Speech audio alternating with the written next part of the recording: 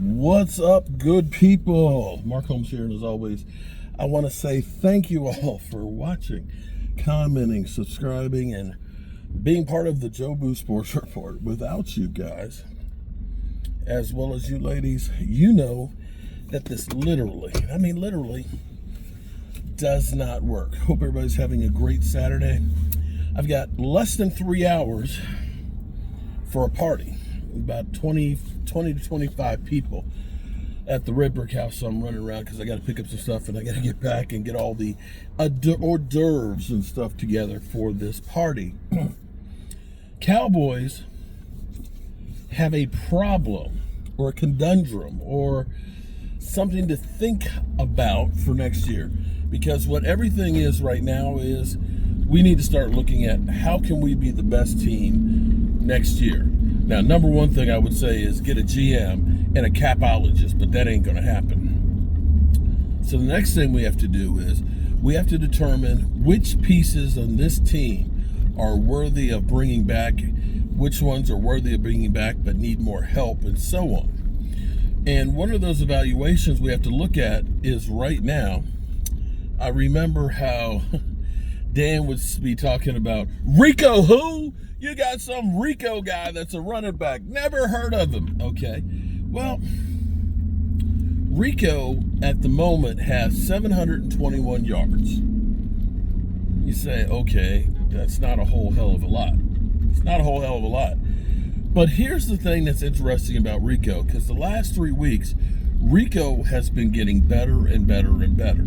So the question is Rico the answer for the Cowboys? Now, I'm going to give you some statistics here because a lot of y'all say, he's whack, he sucks, man. You know, he's nothing. Okay.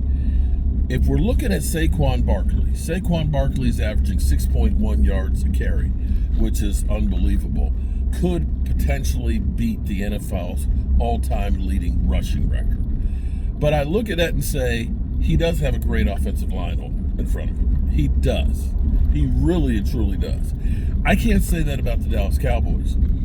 He has a team, too, that is willing to run him into the ground and give him more touches. And herein lies the problem with Rico.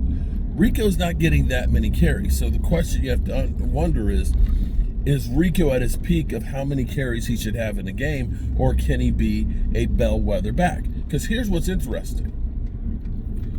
If I told you the success rate that he has, that means on getting the ball and having positive yards, that his success rate is 50.1.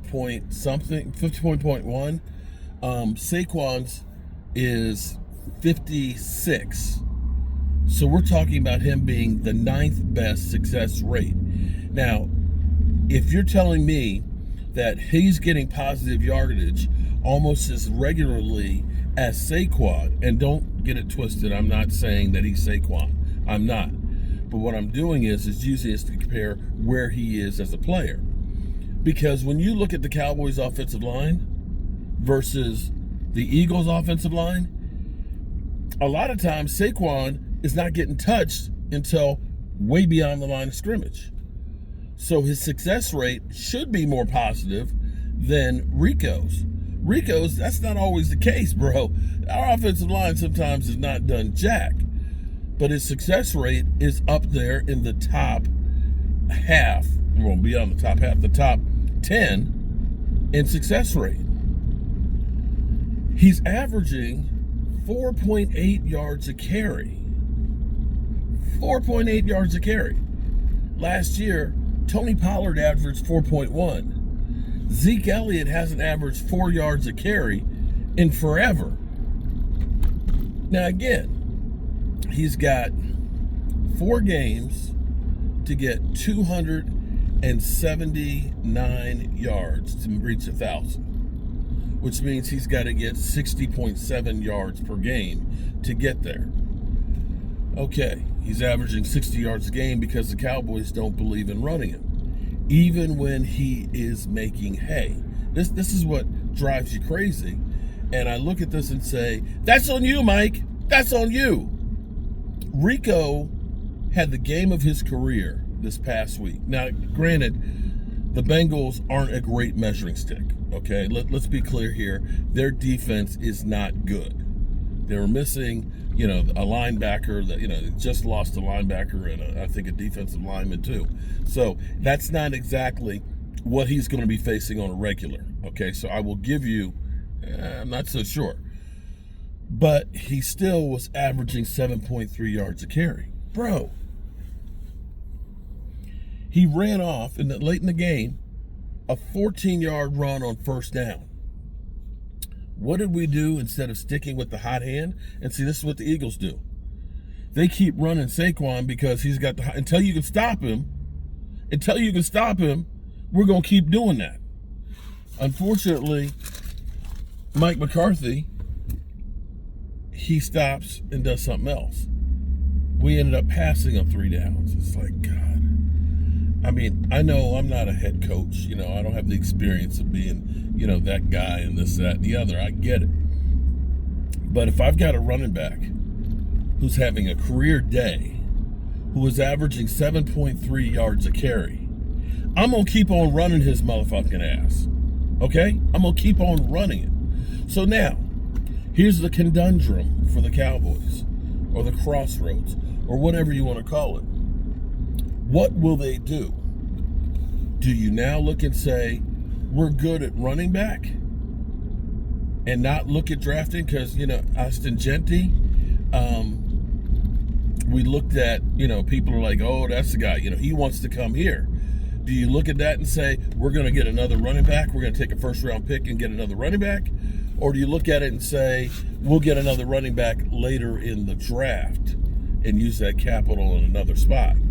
And that's a tough, I don't have the answer for it.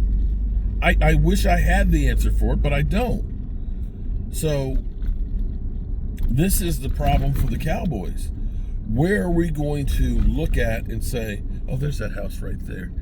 There's a house over here that a lot of people, historic house, they want to save it, but it's owned by the funeral home who wants it to fall to the ground so that way they can turn it into parking space. So it's privately owned by people who want it to go, but people want to save it and stuff. So that's the problem. Anyway, I'm sorry. I digress.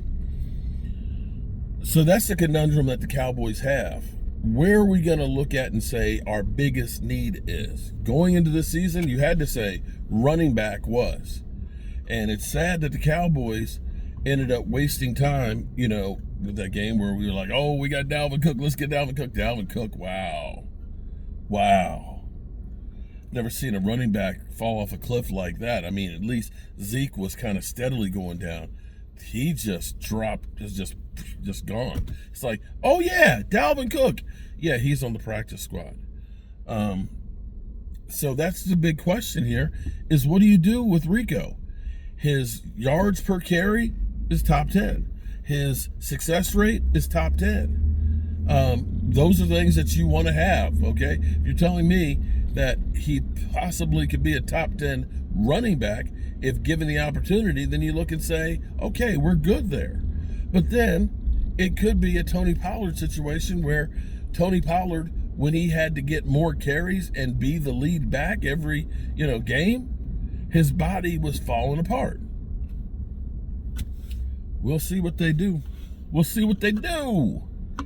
All right, so my wife, she was like, oh, we need some waters and they need to be chilled and things like that. And I said, well, we can't put it in the fridge because I got all the food that's going in there that needs to stay cold and stuff. And we've got like a drop leaf antique table in the front. And I said, well, why don't we put the wine and stuff over there? And she's like, well, I want some waters. And I found an antique syrup bucket like they use like in Vermont to get the syrup. And I thought it was cute, so I was going to use it outside to keep pieces of wood for the wood burner and stuff out there. And she said, well, we can use that, but you put some water in it and it leaks. So I went to Tractor Supply and I've got the perfect container to keep stuff on ice. So I'm going to go over here. There's a Basic City brewery that's over here. I'm going to see if they actually have some of the Basic City beer over there. And look at this. Look at this thing. Okay. Oh, man. Okay, it's like an animal bucket here. So you get water for the animals and put in there. But we gonna use it. We gonna put beer for the animals in it. That's what we gonna do. Alrighty, good people. I hope you all are having a great day. I gotta hurry up and get my ass back to the house. I need to go get to this Basic City beer and get that on ice.